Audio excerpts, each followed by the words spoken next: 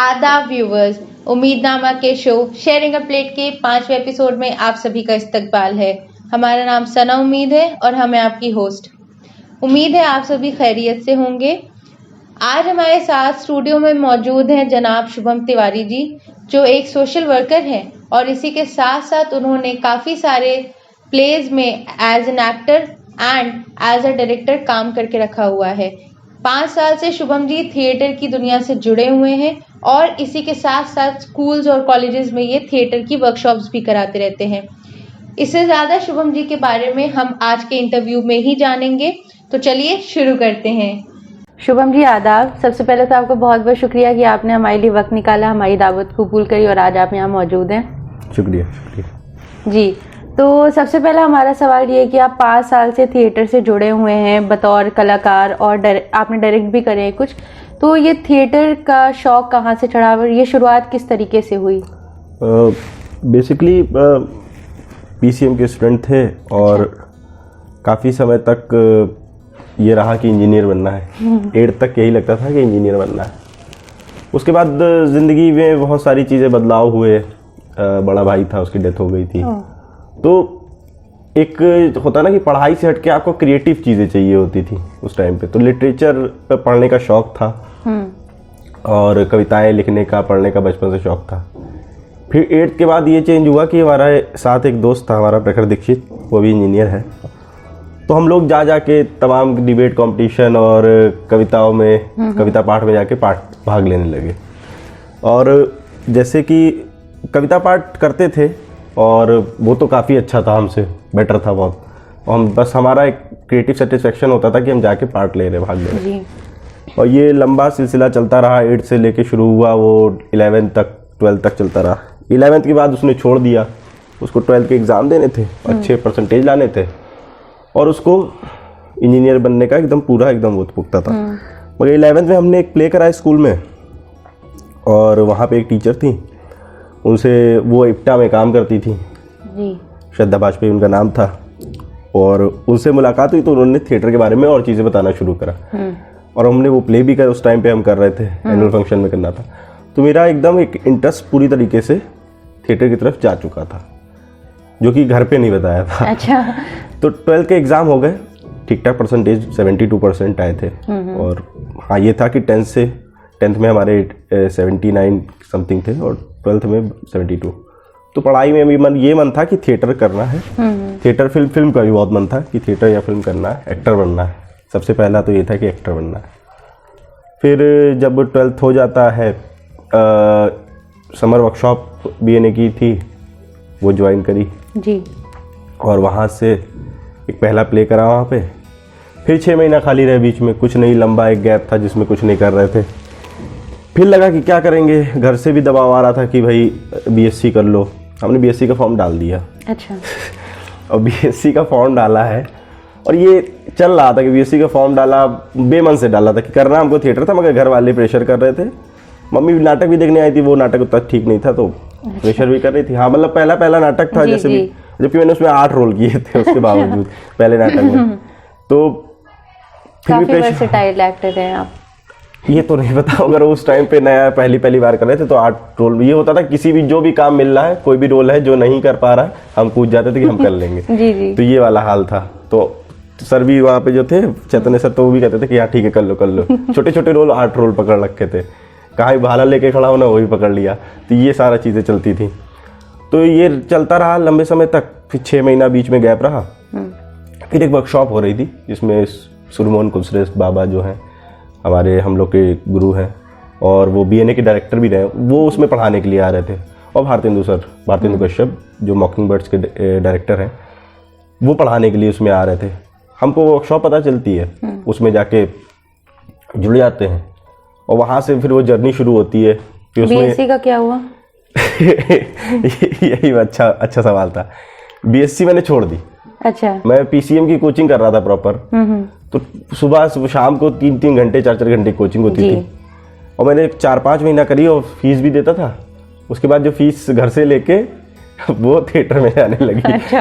और अपने खर्चे में जो आना जाना होता था। फिर घर वालों को बताया कि हमने वो बीएससी छोड़ दिया। जब नाटक हमने करा, वो कर रहे थे 1/26। अच्छा। वो नाटक मम्मी देखने आई, मम्मी को नाटक बहुत अच्छा लगा, घर पे गई तो पापा ने फिर से वही एक राग छेड़ा कि क्या कर रहे हो, बीएससी नहीं करनी क्या?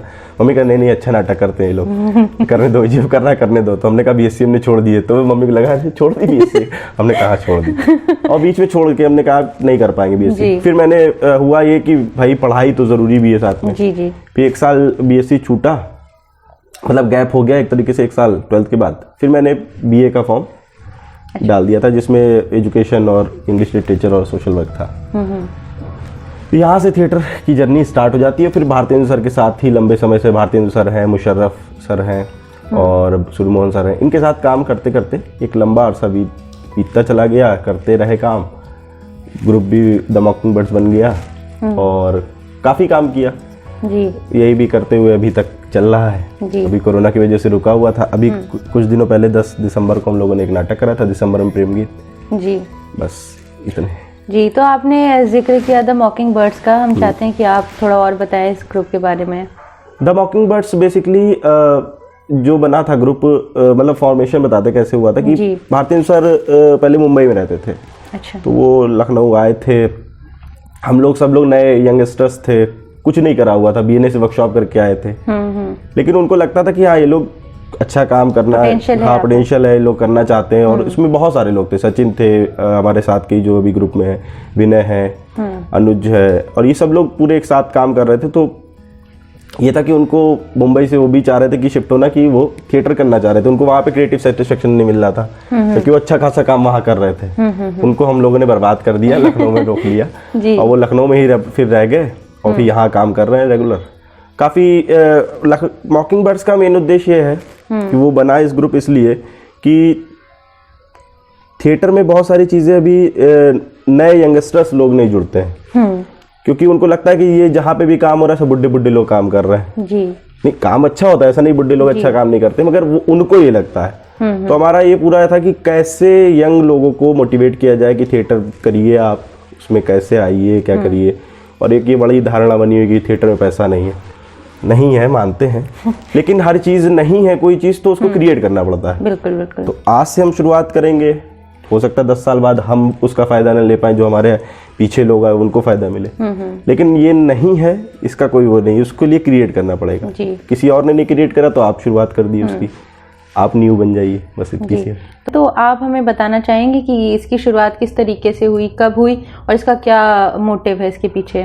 मॉकिंग बर्ड 2016 में स्टार्ट हुआ जी। और हमारा ये काम था कि थिएटर में कैसे नए तरीके का काम किया जाए जी। नए तरीके का मतलब कि कुछ जो चीज़ें लोग करने से कतराते हैं, चाहे वो एक्टिविज्म हो, क्योंकि थिएटर एक एक्टिविज्म का भी काम है जी जी। तो साथ साथ एक्टिविज्म भी करे थिएटर और नए प्लेज और नई चीज़ों को करा जाए जिन चीज़ों में हम कर सकते हैं, और नए लोगों को उसमें जोड़ा जाए, नए यंग टैलेंट जो है उसको कैसे लाया जाए। ये काम मॉकिंग बर्ड का था और वो कर भी रहा है। काफ़ी लोग, नए लोग भी जोड़े हमने थिएटर से। आते हैं बहुत सारे लोग, यंग लोग आते भी है, लंबे समय तक काम करते हैं और फिर चले भी जाते हैं। हम जब तक उनको रोक सकते हैं तब तक रोकना चाहते हैं। और हमारा एक ये मोटिव है मॉकिंग बर्ड का कि कैसे एक सस्टेनेबल मॉडल हो थिएटर में, कि जहाँ पे एक हम रोज़गार भी दे सके लोगों को जो काम कर रहे हैं हमारे साथ। एक नहीं फ्री में उनसे नाटक कराया, हर साल 2 साल नए लोग जुड़ रहे हैं, फिर वो निकल जाते हैं, फिर 5 साल बाद सस्टेनेबल मॉडल हो जिसमें 10-15 लोगों की एक रेपेटरी टाइप की चले, जिसमें हम उनको कुछ पैसा दे सकें। जैसे कुछ भी पैसा, उनका इतना पैसा दे सके ताकि वो आके उनको लगे कि उनका नाटक जो करना है वो एक कारगर काम है, हाँ, जिससे उनको एक रोजगार तो पूरी तरीके से नहीं कह सकते, मगर हाँ उनको कुछ मिल रहा है जिससे वो उनको ये नहीं लगे कि हाँ फ्री में कुछ काम कर रहे हैं।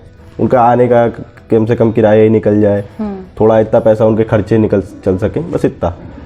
तो ये एक काम मॉकिंग बर्ड का है और हम लोग इसको करना भी चाह रहे हैं लंबे समय तक। और क्योंकि थिएटर, जाहिर सी बात है, लोग कहते हैं कि थिएटर में पैसा नहीं, मगर नहीं है तो इसका ये कोई मतलब नहीं कि तो थिएटर में पैसा नहीं है। तो हम थिएटर में कैसे चीज़ें क्रिएट करें, नई चीज़ें किस तरीके से यंग टैलेंट्स को, और कैसे लोग, क्योंकि भाई फिल्में हैं, लोग क्या करते हैं थिएटर को एक माध्यम बना लिया है कि थिएटर सीखा और फिर वो जाके फिल्म में चले आते हैं। उनकी भी गलती नहीं है, उनको पैसे की ज़रूरत होती है, सारी चीज़ें ज़रूरत होती है, तो या तो वो थिएटर करना छोड़ दें या जॉब कर लें। तो इसलिए वो ये सोचते हैं कि भाई मुंबई निकल जाए, मुंबई जाके काम करें, ये उनकी मजबूरी है। बहुत सारे लोग हैं जो नहीं जाना चाहते हैं, तो वो लोग कैसे सस्टेन कर सकते हैं, यही उद्देश्य है कि भाई वो सस्टेन करें, अच्छा काम करते रहें। बहुत अच्छा काम करने वाले लोग छोड़ के एक टाइम के बाद निकल जाते हैं मुंबई, वो मजबूरी के कारण जाते हैं, उनका फिल्म करने का कोई ऐसा क्रेज़ नहीं होता है, वो थिएटर में ज़्यादा अच्छा काम कर रहे होते, क्रिएटिव काम कर रहे होते, नया कुछ अच्छा काम कर रहे होते।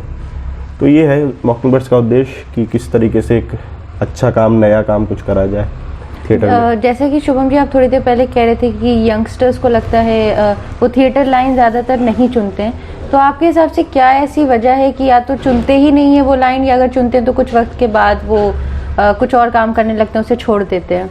जैसे कि थिएटर आप देखिए कि इसलिए मैं कह रहा था यंगस्टर्स इसलिए नहीं चुनते हैं कि थिएटर अगर आप देखें तो ज़्यादातर जो लोग हैं जो लंबे समय तक थिएटर कर रहे हैं किसी भी शहर में, या वो या तो BNA से पास आउट है या NSD से पास आउट है या किसी थिएटर स्कूल से पास आउट है। जी नहीं, मतलब मैं ये भी नहीं है कि मैं थिएटर स्कूल की कोई वो कह रहा हूँ, मगर भी पास आउट है वहाँ से, और तो वही लोग काम कर रहे हैं क्योंकि उनको एक समझ बन जाती है, स्कूल जाते हैं, थिएटर जाते करते हैं, वहाँ पे जाके काम करते हैं, तो उनको पता होता है कि थिएटर क्या चीज़ है और किस तरीके से उसमें काम करना है। और यंगस्टर्स उन्हीं ग्रुप से जुड़ते हैं धीरे धीरे करके, उनको थोड़ी देर बाद लगता है इसमें पैसा नहीं है, काम नहीं है उस तरीके से, और कुछ लोगों का उद्देश्य यही होता है कि भाई थिएटर सीख के फिल्म में जाना है, तो वो लोग भी, कुछ लोग इसलिए भी आते हैं। कुछ लोगों को लगता है कि हाँ, कुछ यंगस्टर्स आते हैं जिनको मन होता है थिएटर करने का जी, लेकिन एक फैमिली प्रेशर होता है और घर से पैसा नहीं होता है, सारी चीज़ें होती है, तो थोड़ी देर बाद सवाल घर से भी उनके शुरू हो जाते हैं कि भाई पैसा नहीं कमा रहे हो तो क्या कर रहे हो, थिएटर कोई मतलब है इस करने का? जी। तो निकल जाते हैं लोग। इसीलिए वही है कि भाई एक मॉडल तो ऐसा तैयार करना पड़ेगा कि जिसमें यंगस्टर सस्टेन करें, तो उसमें पैसा अगर होगा तो लोग सस्टेन करने लगेंगे लंबे समय तक। और आइडियोलॉजिकल भी है, ये भी है, एक आइडियोलॉजी भी है कि भाई आपको थिएटर किस लिए करना है, थिएटर सिर्फ मज़े के लिए कर रहे हैं, सिर्फ मज़े के लिए तो शायद नहीं है थिएटर, उसका अलग भी एक उद्देश्य है बहुत लंबे समय तक। सफदर हाशमी या तमाम लोग हैं जिस तरीके से उन्होंने काम किया, तो ये है सारी चीज़ें कि उसको करना है। जी शुभम जी, जैसे आपने कहा कि एक मॉडल बनाने की ज़रूरत है कि जो लोग आए उनको भी कुछ फ़ायदा हो, जो लोग एक्ट करें उन्हें फ़ायदा हो, तो आपको ये नहीं लगता कि थिएटर की ऑडियंस पहले से काफ़ी कम है, और अगर आप उसमें पैसा लगाएंगे, या जैसे टिकट्स ही अगर आप सबसे आसान चीज़ की अगर हम बात करें कि आप अगर टिकट्स रखते हैं, तो आपको नहीं लगता जो ऑडियंस पहले से लिमिटेड है वो अनलिमिटेड हो जाएगी? बहुत अच्छा सवाल पूछा मुझे, तो मुझे लगा था कि मुझे ही बताना पड़ेगा। जी, थिएटर की ऑडियंस लिमिटेड है। जी हाँ, हर ग्रुप की अपनी एक अलग ऑडियंस है। ये लखनऊ में मैंने देखा है कि हर ग्रुप की एक अलग ऑडियंस है, लेकिन यही बात मैं बता रहा हूँ कि अभी जो हम लोगों ने मॉकिंगबर्ड्स जो कर रहा है लगातार, हम लोग नए लोगों को थिएटर से जोड़ते हैं कि वो देखने आए। हमारे पास अलग अलग तरीके के हर बार नए शोज होते हैं, तो हम ये नहीं सोचते कि भाई ये शहर के प्रतिष्ठित लोग हैं, ये राइटर हैं, ये लोग हैं, वो लोग हैं, इनको मैं जाके बुलाऊं। वो तो आएंगे ही, मैं तो उनको मतलब उनको दे दिया कार्ड, वो आएंगे। उन लोगों को जोड़ना है जो थिएटर देखना चाहते हैं जी, किसी तरीके नहीं आ पाते हैं, और तो उन लोगों को जोड़ने की ज़रूरत है इस टाइम पे कि थिएटर में कैसे जोड़ा जाए। आपने मेरे सवाल का जवाब नहीं दिया। सवाल ये था कि अगर आप उसमें पैसे ज्वाइन करेंगे, जोड़ेंगे अगर, उससे तो हो सकता है ऑडियंस आपकी और लिमिटेड हो जाए, और फिर थिएटर भी जो अभी आप देख भी रहे हैं, आप किसी भी कल्चरल इवेंट को देख लें, वो एक तबका हो गया समाज का जो उस तक के पहुंच पा रहा है, जो उसे अप्रोच कर पा रहा है, और काफ़ी सारा समाज का एक ऐसा तबका भी है जो अब वो कल्चरल इवेंट्स में नहीं पहुंच पा रहे। जैसे लखनऊ में काफ़ी सारे कल्चरल इवेंट्स होते हैं, वो उसमें कहीं ना कहीं पे जो समाज का जो एक हिस्सा है, एक तबका है, उसे ये लगता है कि वो वहाँ पे वेलकम नहीं है। तो अगर आप थिएटर, मेरा सवाल यही है कि अगर आप थिएटर में पैसे को लगाएंगे, तो आपने ये नहीं सोचा कि और वो ऑडियंस लिमिटेड हो जाएगी, वो एक तबका शायद खुद को ये सोचे कि वो वहाँ नहीं जा सकता है? पैसे इन्वॉल्व करने का मतलब मेरा ये नहीं था कि मैं टिकट लगाएंगे। जी जी जी, पैसे इन्वॉल्व करने का ये मतलब कतई नहीं था कि मैं टिकट लगाएंगे 5,000, मतलब 500 रुपये का या 1,000 रुपये का। पैसे क्रिएट करने मतलब ये था कि तमाम तरीके के आप ग्रुप बनाया आपने जी, उसकी कुछ नॉर्म्स होते हैं, कुछ मेंबरशिप चार्जेस होते हैं जी जी। शहर के अगर आपके जानने वाले 20 लोग हैं, 100 लोग हैं, और उसके अलावा इतनी तमाम चीज़ें हैं, आप 20 जगह जाइए, अप्रोच करिए लोगों से कि हमको नाटक करना है, हमारा कुछ फंड दीजिए, कुछ काम करिए। इस तरीके से मैं कराता हूँ। बाकी तो डोनेशन, आप डोनेशन बॉक्स रखेंगे, नाटक करने जाएंगे, टिकट ही ज़रूरी नहीं कि टिकट लगा के, टिकट हमें तो लगता है टिकट से पैसा तो उतना निकल ही नहीं पाएगा जितना डोनेशन से निकल सकता है, कि आदमी जो 1000 रुपये डोनेट करने का मन कर रहा हो उसको, तो वो तो फिर 500 रुपये करके जाएगा। वही हम चाहते थे कि आप क्लियर कर दें कि पैसा किस तरीके पैसे का नहीं, हम लोग तो पैसे का इन्वॉल्वमेंट का मेरा कहने मतलब ये है कि किस तरीके से फंड क्रिएट किया जाए नाटक करने के लिए। कैसे आप फंड क्रिएट कर सकते हैं? आपके जो इंडिविजुअल डोनर्स हैं, मान लिए 1000 आपने इंडिविजुअल डोनर्स इकट्ठा कर लिए शहर भर से या देश भर से इकट्ठा कर लिए, जो आपके नाटक देखते हैं, आके आप शहर में बाहर भी जाते हैं, आपके जानने वाले हैं, सब लोग देखते हैं नाटक, आपके नाटक अच्छे लगते हैं, उनको चाहते हैं कि आप इस तरीके के काम करते रहें, तो वो सपोर्ट कर रहे हैं। बाकी आप अगर ये भी है कि आप ये अच्छे नाटक करते रहेंगे, लंबे समय तक चीज़ें कर रहे हैं, तो ग्रांट्स भी मिल सकती हैं आपको, तमाम तरीके के एड्स भी मिल सकते हैं, स्पॉन्सरशिप लीजिए, कोशिश करनी पड़ेगी उसके लिए, क्रिएट करने के लिए। स्पॉन्सरशिप भी लेने के लिए आपको 20 जगह दौड़ना पड़ेगा जी। भाई क्या होता है स्पॉन्सरशिप फिल्मों को, यहाँ पे और भी जो इवेंट्स हो रहे हैं अभी लखनऊ में, लखनऊ में भी बहुत बड़े बड़े इवेंट्स हो रहे हैं, स्पॉन्सरशिप कैसे मिल जाती है उनको? कुछ जादू थोड़ी करते, वो भी अपना 1 साल पूरा 6-6 महीने लगाते हैं कि दौड़ते हैं जाके, तो ये सब दौड़ के करना पड़ेगा आपको क्रिएट करने के लिए। हो सकता है ना मिले शुरुआत में, निराशा हाथ लगे, लेकिन करना पड़ेगा। जब करा ही नहीं है उस कोई चीज़ कभी, तो कैसे कह सकते कि नहीं है? पहले क्रिएट उसको करने के लिए तो वो चीज़ें हाथ पैर तो मारने पड़ेंगे ना जी। ये कहने मतलब था जी। तो शुभम जी, आप हमें आप 5 साल से थिएटर में हैं, तो आपने अभी तक के क्या क्या किया है और किस किस रोल पे आपने किन किन नाटकों में काम करा है, अगर आप वो बताना चाहें तो प्लीज। तो लगभग 5 साल हो रहा है थिएटर करते हुए, तमाम काम किया। जो मैं स्टार्टिंग अपनी मानता हूँ वो BNA में मैंने वर्कशॉप की जी, जहाँ से मैंने थिएटर समझा कि थिएटर क्या होता है। उसके बाद जो एक प्रोफेशनल काम कह सकते हैं जो करना स्टार्ट किया था, जो प्रोफेशनलिज्म एक तरीके से थिएटर में अपनाया, वो लगभग 3 साल बाद स्टार्ट होता है। और मैक्सिम गोरकी का हम लोगों ने 1/26 नाटक किया, और मुसलमान कविता, लंबी कविता है इनकी, क्या कहते हैं, देवी प्रसाद मिश्रा की, उसको किया हम लोगों ने। शह और मात एक कहानी राकेश मिश्रा की, उसको किया। सपन प्रिया विजयदान देथा कहानी है, उसको किया। उसमें मैंने प्रिंस का रोल किया था, जो राजकुमार है, और वो नाटक हुआ था। उसके अलावा अभी जो रिसेंट हम लोगों ने भी लास्ट टाइम जो प्ले किया था, मतलब मॉकिंग बर्ड से बता रहे हैं, उसके अलावा तो और भी मैंने काम किया है जी। वेटिंग फॉर गोदो किया था। वेटिंग फॉर गोदो में मैंने पोजो का रोल किया था जी। उसके अलावा अभी बरी द डेड एक नाटक है सुलेमान सर का, सुलेमान खुसरेस्ट का, बाबा का, उसमें एक रोल सिपाही का रोल किया था, डेड सिपाही का जो मर जाता है। तो उसकी कहानी भी इंटरेस्टिंग है बरी द डेड की। तो ये सब इतना काम मैंने किया, रोल भी किया। उसके अलावा नाटक लंबे समय तक एक्टिंग ही करता था, और साथ में थोड़ा बहुत सोशल वर्क से जुड़े थे, काम करते थे दस्तक के साथ, दीपक भाई के साथ, दीपक अभी भाई के साथ, तो वो भी चलता था साथ में। और ये था कि कहीं से भी ऐसा फाइनेंशियल चीज़ें नहीं हो पा रही थी। थिएटर में हमारे साथ भी हो रहा था शुरुआत, अभी भी है दिक्कत, ऐसा नहीं है। लेकिन हाँ, फिर ये लगा कि धीरे धीरे चीज़ें क्रिएट होनी चाहिए। तो शारिक सर से मुलाकात होती है फाउंडेशन की, तो वो कहते हैं कि फेलोशिप लो चेंज मेकर। मैंने कहा थिएटर के लिए फेलोशिप कौन देता है? तो कहा नहीं, थिएटर के लिए फेलोशिप मिलती है, तुम करना क्या चाहते हो ये बताओ। वो भी एक तरह का सोशल वर्क है, एक्टिविज़म है। तो मैंने भर के दिया उनको, वो फेलोशिप बाई चांस मिल भी गई।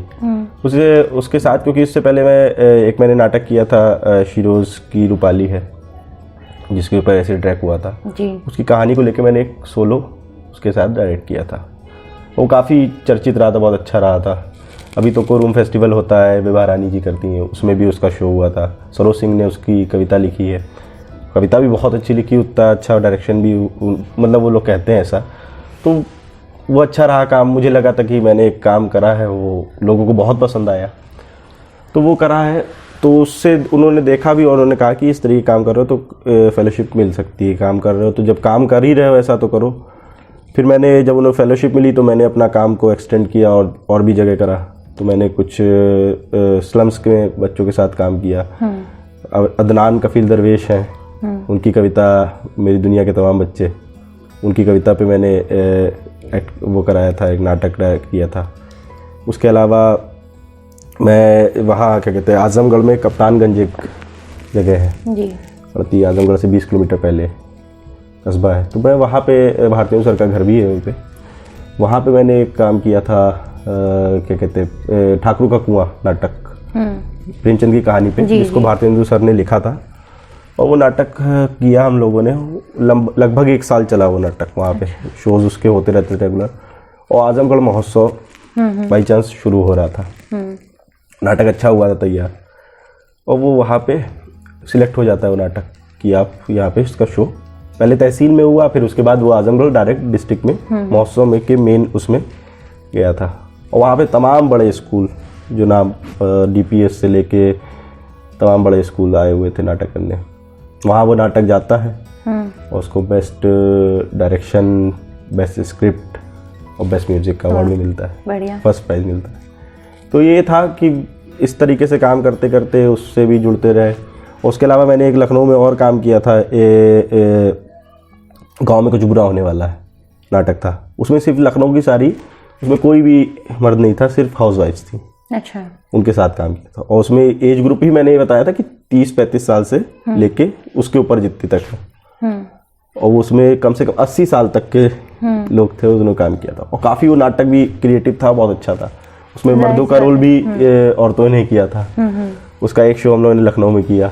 और उसके अलावा एक फैज़ाबाद लिटरेचर फेस्टिवल होता है, निर्मल खत्री जी कराते होता है उनका, उसमें हम लोगों ने वहाँ पे जाके इसका शो करा था। काफ़ी पुराना फेस्टिवल है, बहुत लंबे समय से हो रहा है। वो भी बहुत अच्छा रहा था शो, वहाँ पे भी बहुत तारीफ हुई थी। वो कर रहे थे लंबे समय से वो सारी चीज़ें। ये अभी बीच में कोरोना के कारण अभी चीज़ें रुक गई हैं, थम गई हैं जी, फिर से गति में आ रही हैं चीज़ें। तो ये है, इतना काम किया हुआ है। एक्टिंग भी करते रहते थे, कर ही रहे हैं, और साथ में डायरेक्शन और जो चीज़ें करते रहते साथ। बढ़िया, काफ़ी। और हाँ, वो सजग के, और मैंने एक चीज़ बताना भूल गया, जो बिल्कुल जिससे मुलाकात हुई थी आपसे, वो तो बताना ज़रूरी था। हम वही सोच रहे थे। हम लोग ने एक नाटक, क्या कहते हैं, संविधान, भारत का संविधान नुक्कड़ नाटक तैयार किया था। नुक्कड़ नाटक क्या नाटक ही है एक तरीके से, उसको हम लोग स्टेज भी कर लेते हैं। हमने 7 शो देख रखे हैं अभी तक के। स्टेज पे भी कर लेते हैं और उसको नुक्कड़ पे भी, तो दोनों उस तरीके से बनाया है। और 25-30 मिनट का नाटक है। उसके हम लोगों ने कम से कम लखनऊ भर में 55-60 शो किए होंगे, सारे स्कूल्स, कॉलेजेस, यूनिवर्सिटीज में। और लोगों को लगता है कि हाँ वो सिर्फ मैं नुक्कड़ ही नाटक करता हूँ, मगर वैसा नहीं है, प्रोफेशनल काम उस तरीके से। तो वो एक फेलोशिप के साथ भी कर रहे थे, और एक वैसे भी उसको हम लोगों ने करा था। तो फेलोशिप कभी मिली क्या, मतलब हमने कभी किसी से अप्रोच नहीं करा कि फेलोशिप देनी। लोगों को काम लगता था कि अच्छा काम कर रहे हैं, और फंड्स की ज़रूरत होती काम करने के लिए, तो लोग फंड कर देते थे कि आप काम कर रहे हैं तो करिए। तो ये भी अच्छा, लोगों को भी, तो ये भी एक अच्छा है कि लोग आज भी समय में, मुझे ये लगता है कि हाँ कल्चरल, जो लोग कहते हैं ना कि कल्चर के लिए लोग काम करने वाले नहीं है, कुछ नहीं देते हैं, लोगों ने बुला के दिया काम जी, पैसा दिया कि आप काम करिए, फंड्स दिया, जितनी उनकी ज़रूरत हो सकती, जितना वो दे सकते थे उतने तक दिया। और ये लंबे समय तक ये मुझे लगा कि हाँ यार लोग फंड करने वाले हैं। लोगों ने फालतू की चीज़ें बना रखी कि कोई फंड नहीं करता, कल्चर कोई मानता नहीं, ऐसा नहीं, लोग हैं। जब आप काम आपका दिखेगा, लोगों को लगेगा कि हाँ भाई जेन्युइन काम कर रहा है बंदा, तो देंगे लोग। तो ये लंबे समय तक चीज़ें करी। तो वो भारत का संविधान नाटक करते रहे, मार्च तक। लास्ट नाटक यूनिवर्सिटी में, LU में करा था 6 मार्च को। 6 मार्च को, हाँ 8 तारीख को होली थी शायद, 8 मार्च को महिला दिवस भी होता है, तो उससे पहले ही हम लोगों ने 6 मार्च को करा, 6 मार्च को किया था वो नाटक भी। उसके बाद से ही नाटक बंद हो गया मतलब उसके बाद कोरोना शुरू हो गया, हाँ। और चीज़ें, तो उसके बाद से बंद हो गया। तो वो नाटक हम लोग रेगुलर कर रहे थे। अभी देखते हैं चीज़ें अगर अपनी धुरी पे फिर से आती हैं, फिर से करा जाएगा उसके शोज। काफ़ी इंटरेस्टिंग जर्नी रही है अभी तक की आपकी, काफ़ी सारी बातें भी हो गई हैं। अब अगर आपकी इजाज़त हो तो खाना लगवा लें। ज़रूर, हम तो खाने के लिए बैठे। ठीक है, फिर खाना लगवा।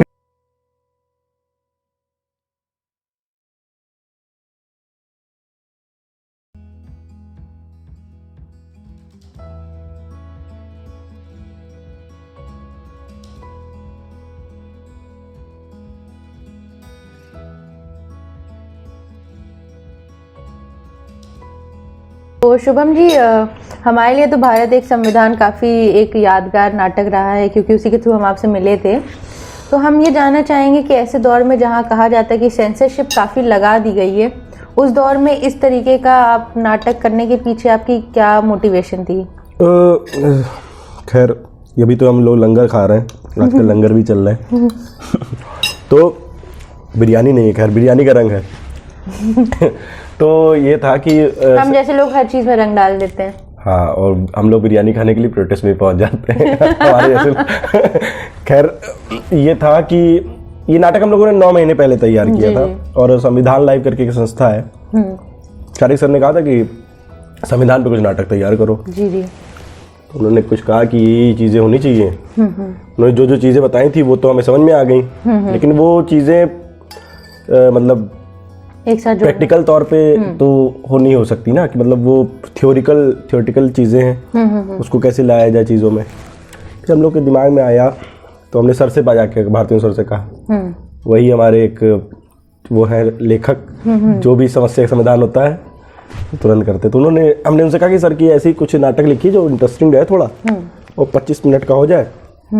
बाकी हमें ये था कि हमने कहा था कि आप लिख दीजिए स्टार्टिंग उसकी कैसे होगी और एंड हम कर लेंगे। उसमें हमने एक सीन जो जोड़ना था जो उससे रिलेटेड था, जो फेलोशिप भी हम उस टाइम कर रहे थे, तो लोग एक टास्क रखते थे कि संविधान को लेके उसमें कि 32 रुपये अगर वो रखी गई है गरीबी रेखा की दर, तो उसमें एक टास्क था सीन, उसमें एक सीन लास्ट में कि वो उसमें वो टास्क लेता है एक बंदा, तो उसको लेके हम लोगों ने तो उसको तैयार किया था और वो वहाँ पे किया वो नाटक। उससे पहले बातचीत चली तो वो नाटक हुआ वहाँ पे, तो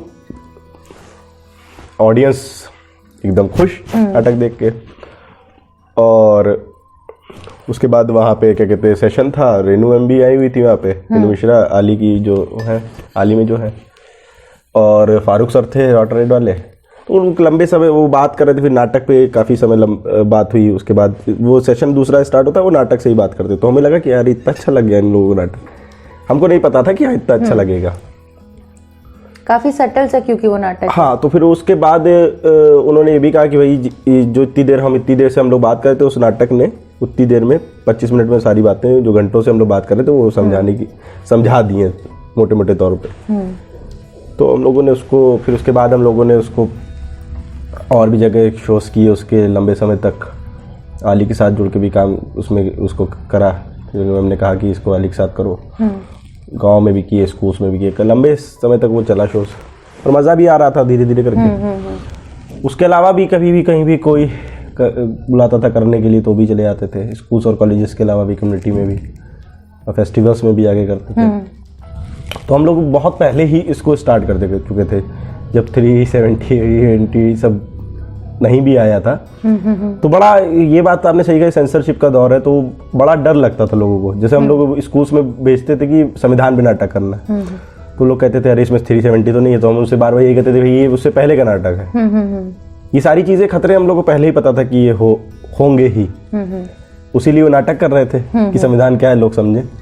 तो इसीलिए वो नाटक हो रहा था। तो वो तो सारी चीज़ें उसके बाद हमारा नाटक हो चुका है, हम संविधान पे काम कर रहे हैं इधर, और ये सारी चीज़ें होती जा रही थी। हम तो नाटक में नहीं दिखा रहे, संविधान की बात कर रहे हैं। उसमें हाँ किसान का प्रोटेस्ट हम लोगों ने दिखाया है, मीडिया का जो रोल है मीडिया का आज के समय में, जिस तरीके से मीडिया प्रोटेस्ट को खलनायक बताता है। इससे पहले भी किसान आंदोलन हुआ था, जो भी चल रहा है किसान आंदोलन, उसको में कैसे मीडिया ने बताया था कि फंडेड है और ये कैसे गलत चीज़ों की मांग कर रहे हैं। तो देखा हमने तो सरकार के खिलाफ कैसे काम कर रहे हैं।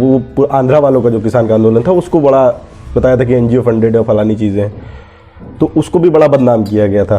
तो उसमें भी हम लोगों ने एक सीन रखा हो, तो मीडिया का रोल इस पे हम लोगों ने प्रॉपर उस पर कटाक्ष किया है। बाकी ऐसे ही हम लोग करते थे।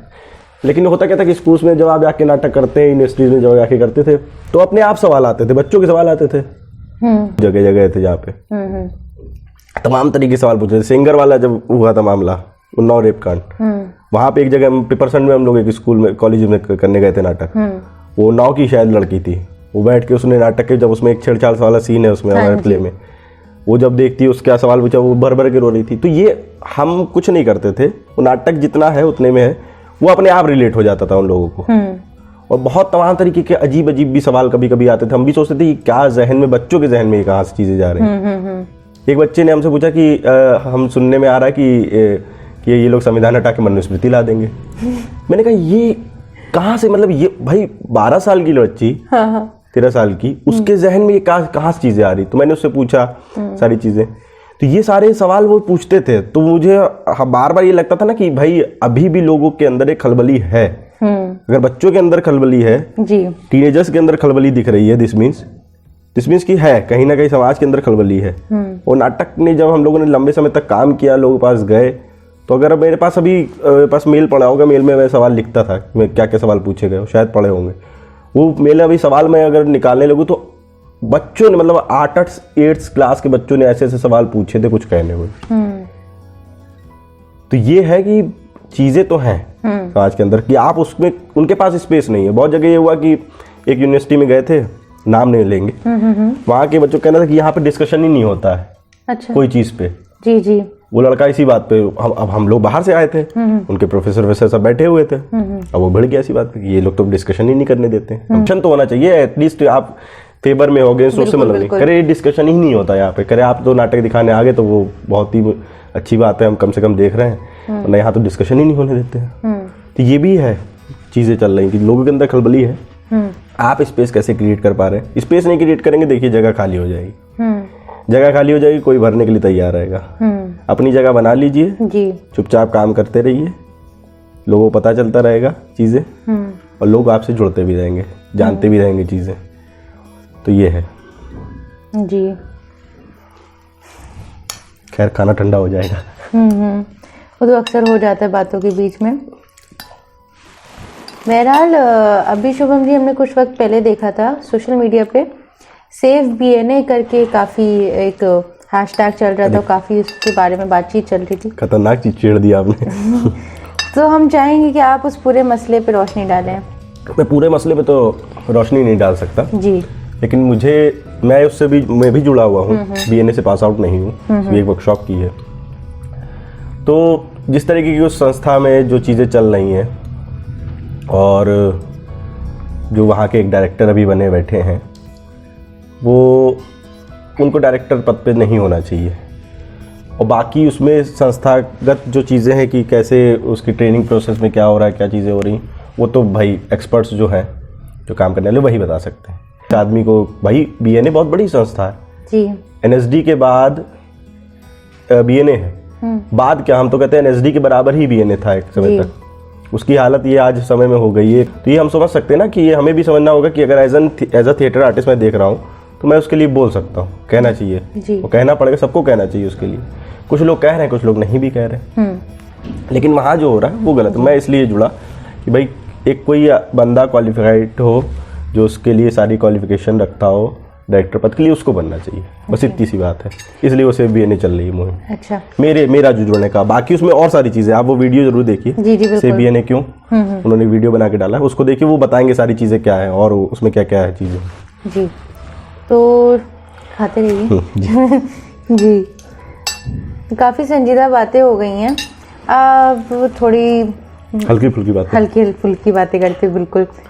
तो ये बताएं शुभम जी, आपने इतनी बार आप स्टेज पे चढ़े हैं, इतनी बार काम करा है आपने, तो आपके हिसाब से सबसे खराब ऑडियंस किस तरीके की होती है? सबसे खराब ऑडियंस किस तरीके की होती है? जिसकी तरफ अगर आप कभी देख ले तो आपका बस नहीं चलता है, वरना आप नाटक रोक करके उसको बोले कि भाई ये हरकत मत करो, ऐसा कभी कुछ? अच्छा सवाल है, शुक्रिया। खराब ऑडियंस सोच समझ के बोलिएगा, ऑडियंस ही आती है आपका शो देखने। नहीं, मैं पक्का, वो लोग भी एग्री करेंगे। सबसे ज़्यादा खराब ऑडियंस वो लगती है कि एक फेस्टिवल में हम लोग बाहर गए थे, फेस्टिवल का नाम नहीं लेंगे डायरेक्ट, हाँ ठीक है, और वहाँ पे वो शो चल रहा था, हम लोग का नाटक स्टार्ट हो गया, हम लोग बैठे हुए, भाई स्टार्ट कर दिया गया, हम लोग आके पोजीशन ले ली अपनी। उसमें एक नाटक है वो 1/26 है, वो ऐसे स्टार्ट होता है कि धीरे धीरे उसमें पहले पोजीशन ले लेते हैं, फिर लाइट्स आती है, सब एक फ्रीज है, फिर धीरे धीरे स्टार्ट होता है, धीरे धीरे एक मशीनी पुर्जों के तरीके धीरे धीरे खुल रहे हैं, तो वो सारी चीज़ें थी उसमें। अब हम लोग आके बैठ गए, पोजीशन ले ली, कोई तिरछा खड़ा हुआ है, कोई ऐसे झुक के खड़ा हुआ है। अब उनके चीफ गेस्ट नहीं आए, तो ये जो चीफ गेस्ट वाले जो लोग होते हैं ऑडियंस के तौर पे, इनको बुलाया जाता है, या तो ना आइए आप समय पे, नहीं आ रहे तो फोन करके बोल दी कि नहीं आ रहे, नहीं आ पाएंगे, आप नाटक स्टार्ट कर दीजिए। ये भी नहीं बोलते कि आप स्टार्ट कर दीजिए। अब वो कर्सी में जो लोग जिन्होंने बुलाया वो रोके हुए नाटक। अब 10 मिनट हम लोग बैठे हुए, कोई ऐसे पोजीशन लिए है, कोई बोरी उठा के था तो वो ऐसे रुका हुआ है, बेकरी का सीन है उसमें सब मजदूर है तो ऐसे रुका हुआ। अब 10 मिनट हो गया, उसके बाद वो कहते हैं कि अभी वो कहते हैं पोजीशन, अभी रुक जाइए, अभी वो जब तक नहीं आ जाता चीफ गेस्ट तब तक नहीं होगा। भाई हटा दिया गया, खटखट पूरी लाइट खुल गई। मतलब पूरा जो हम लोगों ने पूरा एक माहौल तैयार किया था नाटक शुरू होने वाले से पहले, तो वहाँ पे एकदम ब्लैकआउट हो जाता है, फिर धीरे धीरे लाइट आती है, डिम लाइट आती है, तो बेकरी का सीन है, तो लाइट खुल जाती है। अब वहाँ बैठे हुए देख रहे हैं। खैर ये तो मतलब था तो नहीं, मन पे किसका मन जोर पे हाँ चले है। ये लगा, फिर वो नहीं, फिर लगा कि अब तो नाटक होना ये कर।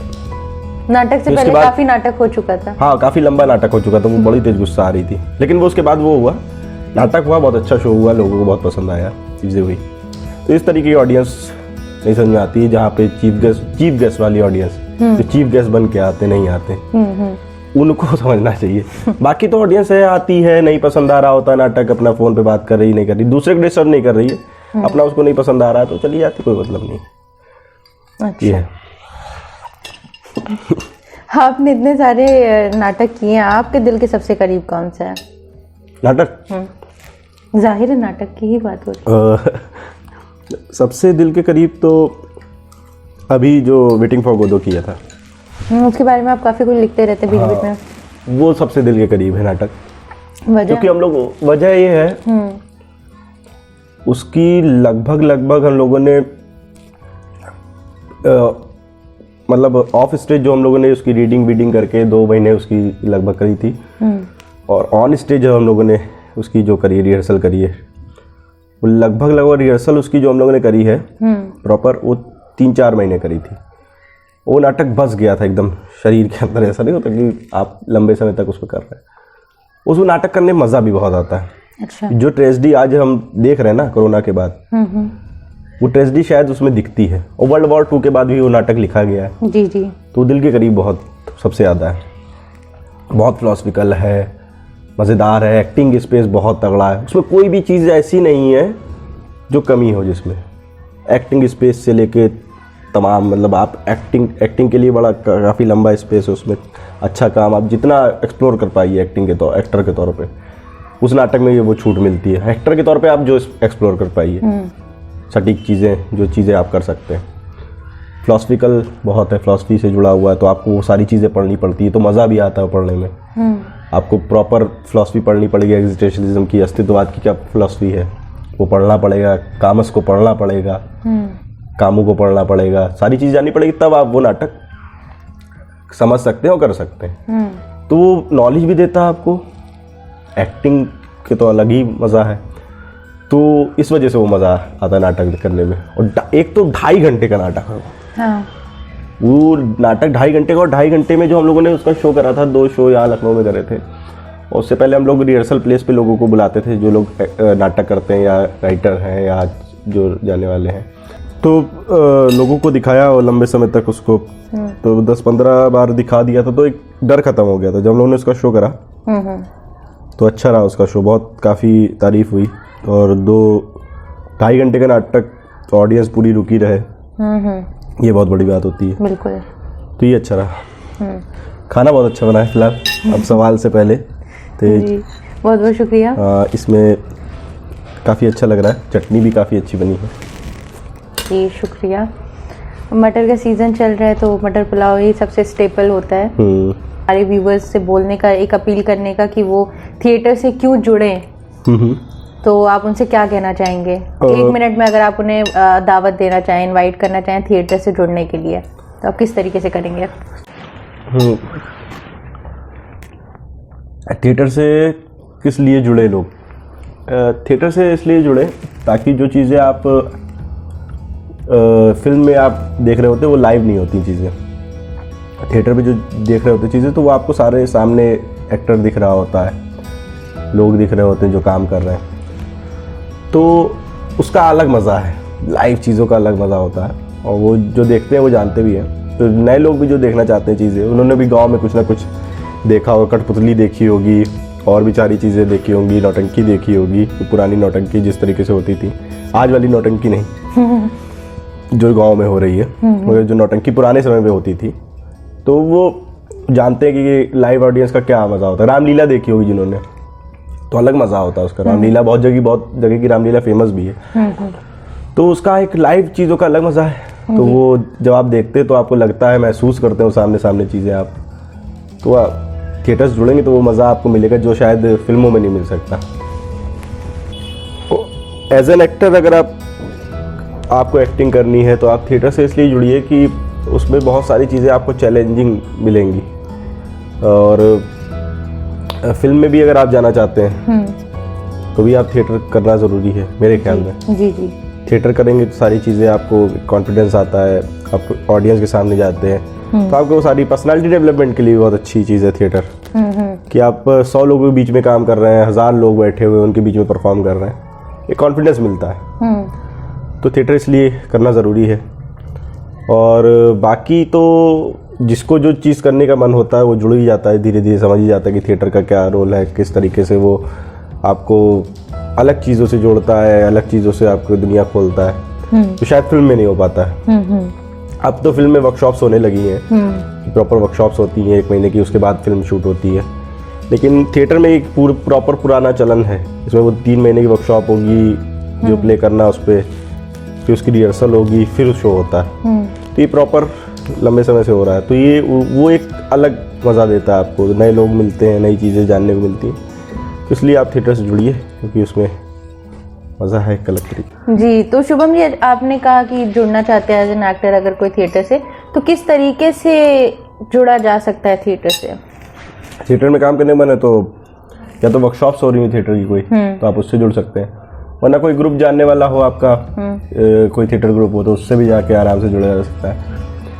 शुरू में हो सकता है कि आपको डायरेक्ट रोल ना मिले, तो लोगों लगने लगता है कि हाँ भाई कुछ हो ही नहीं रहा, कुछ काम ही नहीं हो रहा, क्योंकि वो प्रॉपर एक प्रोसेस होता है कि आपको वर्कशॉप्स कराई जाएगी और एक्टिंग वर्कशॉप्स और सारी चीज़ें, तब आप धीरे धीरे करके तैयार होते, समझते चीज़ें, फिर उसमें सारी चीज़ों पे आप आते हैं। जी। तो अगर थिएटर से जुड़ना है, अगर NSD भी जाना किसी को, तो और वो भी जाना, तो उसके लिए भी एक एक्सपीरियंस चाहिए कि 3-4 नाटक आपके पास करे होने चाहिए। अच्छा, ये पूरा है प्रोसेस होता है NSD भी नहीं भी, तो वो उसके करने के लिए आपको किसी ग्रुप से ही जुड़ना पड़ेगा, जाहिर सी बात है। जिस भी शहर में आप रहते हैं वहाँ पे अगर हो रहा है, वहाँ नहीं हो रहा तो किसी और बाहर दूसरे शहर में, आसपास के शहर में जहाँ आप जा सकते हैं आसानी से, वहाँ जाके काम करना पड़ेगा।